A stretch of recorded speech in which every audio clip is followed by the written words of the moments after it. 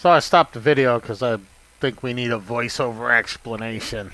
What I was attempting to do was back out with a punch, then let off the throttle and use the rudder to get me down into this area, and then execute a turn and head out. What actually happened, because I am not able to control my prop walk yet, is I started backing out, and as you can see from the video, I'm about halfway out of my slip, and the boat starts going hard over with its prop walk.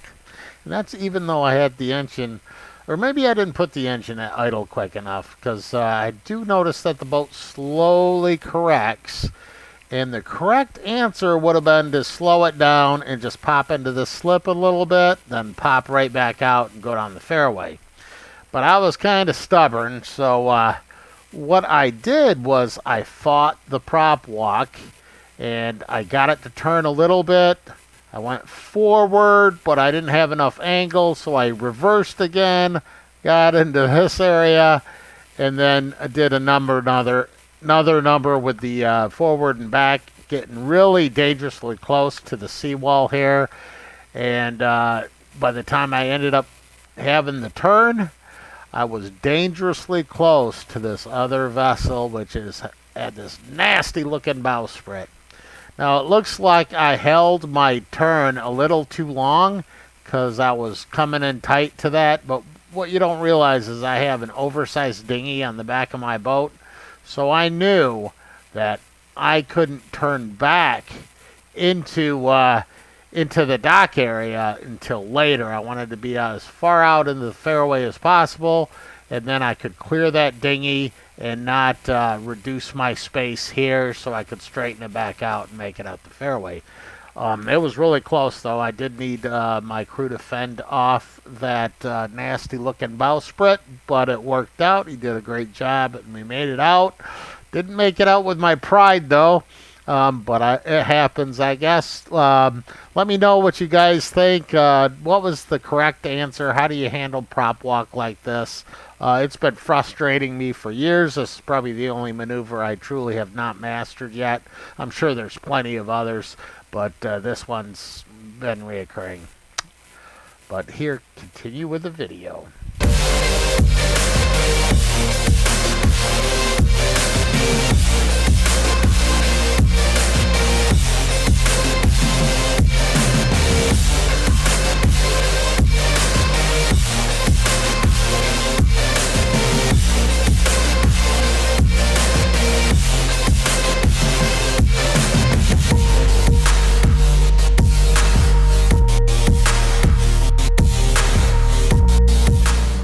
Finally got some wind, and we're cooking along at, right now it's 5.5 knots. We're cooking with gas. The investigators examined Yeah. the struggle and it appeared as if David had left on his own volition. That didn't make sense.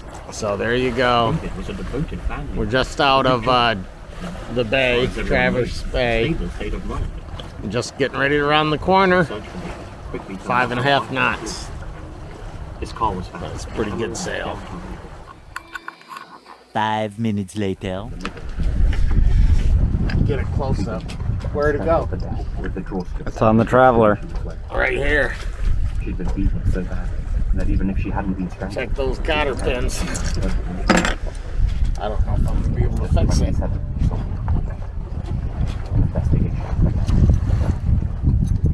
On the evening of July 6th, Mia had been out drinking with her friends in Seattle's Capitol Hill area. So, yeah, I just noticed this thing gave way. Go and look for her ex-boyfriend, but unable to track him down. And, Instead went to another friend's apartment where she briefly hung out. An oh shit moment. She walked on the lawn to the So, 80 minutes later, a woman spotted her lifeless body pulled out. I'll be able to use that. Just 2 miles Peace. from the bar. where she was Need some friends. more tools. For the longest So did it bent? to speak of. Yeah, I think the cotter pin came out, and 5 years of investigation, It bent. Seattle police declared that they were no closer to solving the case than when they first started. There was a huge development. The DNA swab that had been taken from the scene 9 years prior finally came up with a match. A man from Florida named Jesus Mesquia, who'd just been arrested for unconnected reasons. They took his DNA, entered it into their database, and it came back positive. He had been living in Seattle at the time of the incident and had an extensive history. When they took him in for questioning, he was initially very calm, but when they asked if he had ever killed anyone in Seattle, he exploded. Okay, let's put the camera down a minute. There we go. Flying the Spinnaker now under a tailwind. We're doing about 4.5 knots on our way into the anchorage in Harbor Springs. It's kind of foggy again. It's always foggy. Look at that. There's your panorama. Johnston was there on the ground. His dispatches were The mist. Hope nothing comes out of the mist. and he, at the time, writing Won't be arriving till about 7:30.